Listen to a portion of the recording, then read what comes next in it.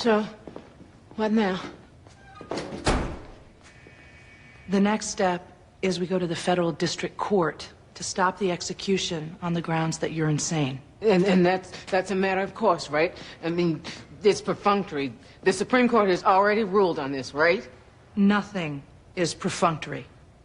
And as the Attorney General said before, the fact that your insanity is somewhat self-inflicted. When can I get back on my medication? Well, the state will try to force you back on. And under the current law, they might be able to do that. For our purposes... It's too loud. This is too loud. Hey!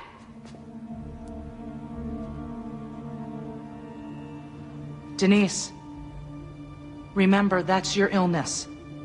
When people cough, they're not really laughing at you. That's your illness. Then why is she looking back at me like she's sorry? You're sorry, aren't you? Yes. See? No, I'm not. To answer your question, for our purposes, first, let's stop the execution. Then, we'll try to get you back on your medication. You need to hurry, Eleanor. It's getting too loud.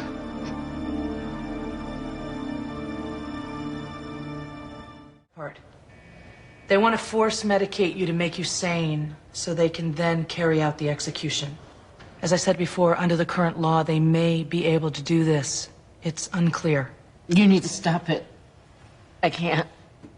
I can't. It's getting worse. Explain to me what's happening. I know. I wrote myself a letter before I went off the medication. I told myself that what's happening is not really happening. So I know. It's just, I'm not feeling very well. I need...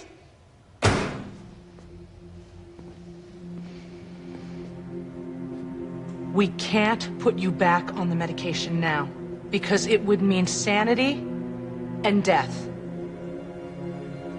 So, I need you to hang in there just a little longer.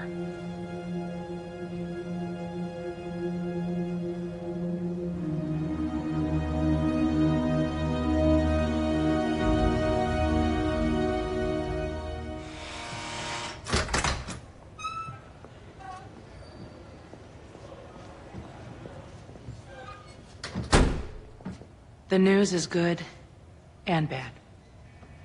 The judge ruled that they can't force medicate you. What about my pills? When can I take my pills? That's the bad news. If you go back on the medication, they'll execute you. Well, I can't stay like this. It's too loud. Denise, I'd like to work on an appeal. It's too loud. You said that you would make it stop. I will. Eleanor, it needs to be now. I can't. No! No! Then let me die. I'm choosing to be executed. It's actually not your choice. You have no capacity. Yes, you said that you would make it stop. It's loud. We can at least get her to a hospital now, right? I mean, she's... Shut up! You shut up! You shut up!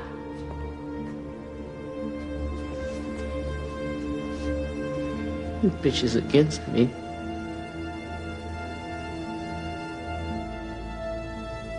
It looked like she was trying to gouge your eyes.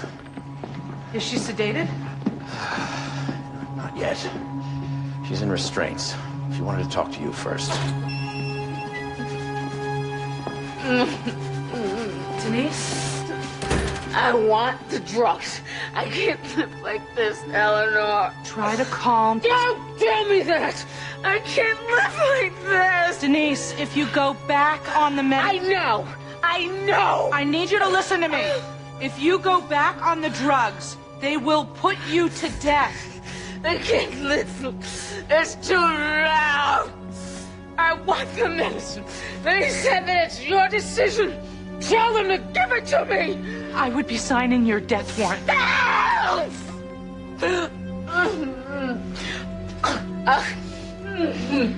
Give her the drugs.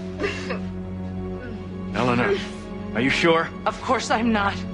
Sure, give her the drugs. Now!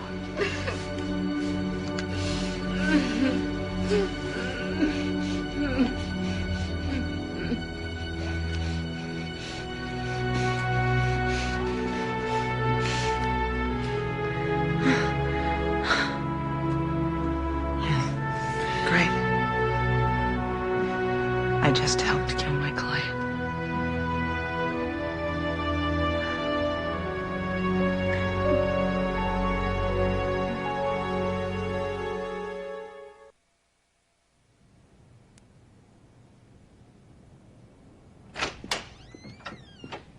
Hey. Hey. Great news from the hospital. Denise is feeling well enough to be executed. You come up with anything? Well, only thing left is to argue it's unconstitutional to kill her on Eighth Amendment grounds.